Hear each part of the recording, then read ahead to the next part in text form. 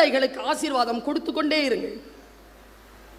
நான் சொல்றேன் பாருங்க, பிரபஞ்சம் கேட்டுக்கொண்டு இருக்கும். நாசமா போயிருப்பேன், நல்லா இருக்க மாட்டேன், பேச்சு கேட்கறியா, நீ உருப்பட மாட்ட, தருதல.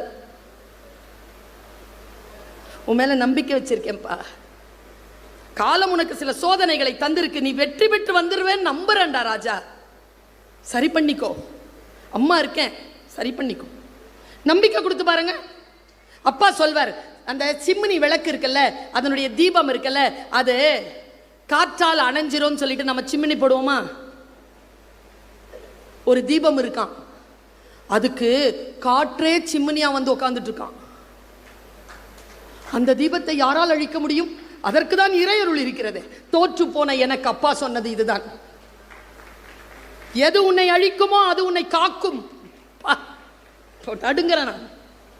என்னை எதையெல்லாம் அழித்து விடும் என்று நான் நம்பினேனோ அதையெல்லாம் என்னை காக்கின்ற காவல் தெய்வங்களாக மாற்றியது இந்த சொல். மறந்தும் பிறன் கேடு சூழற்க சூழின் அறம் சூழும் சூழ்ந்தவன் கேடு. வள்ளுவம். யாருக்காகவும் எந்த துயரத்தையும் சூழ்ச்சியையும் செய்து விடாதீர்கள்.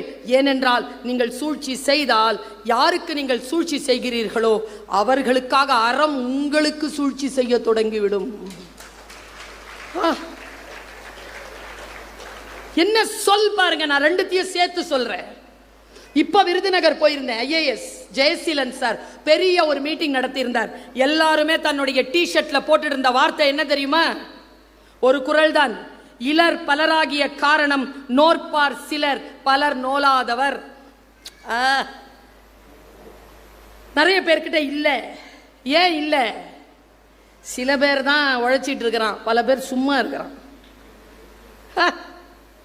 என்ன சொல்? நல்லோர் ஒருவர் உளரே. யாரோ ஒருத்தங்க சொன்னாங்க, எனக்கு தெரியல, பத்திரிக்கையில தான் படிச்சேன்.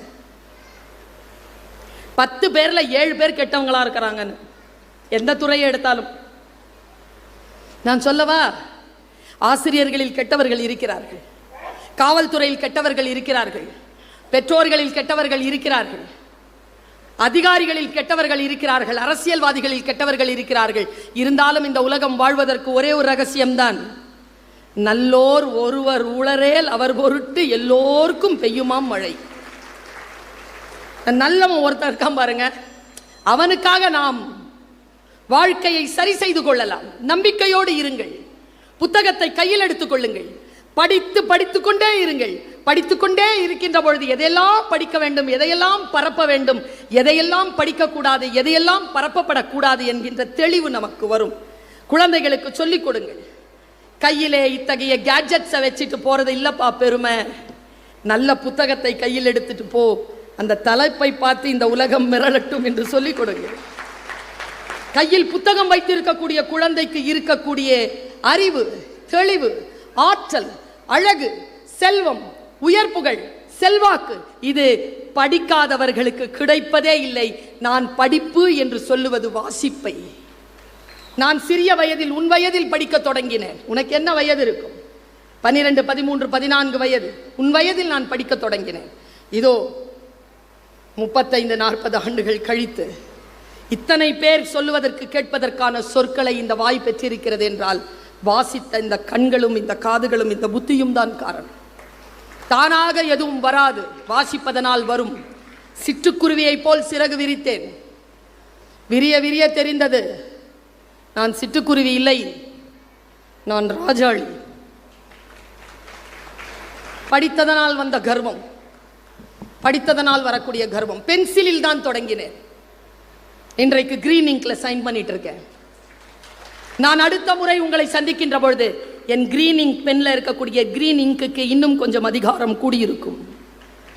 ஏனென்றால் வாசித்தபடி இருக்கிறேன், வழி நடந்தபடி இருக்கிறேன். ரோட கிராஸ் பண்ணும் பொழுது தாயின் கரங்களை பிடித்துக் கொள்ளுகின்ற குழந்தை போல புத்தகங்களின் கரங்களை நான் பிடித்துக் கொண்டுதான் இருக்கிறேன்.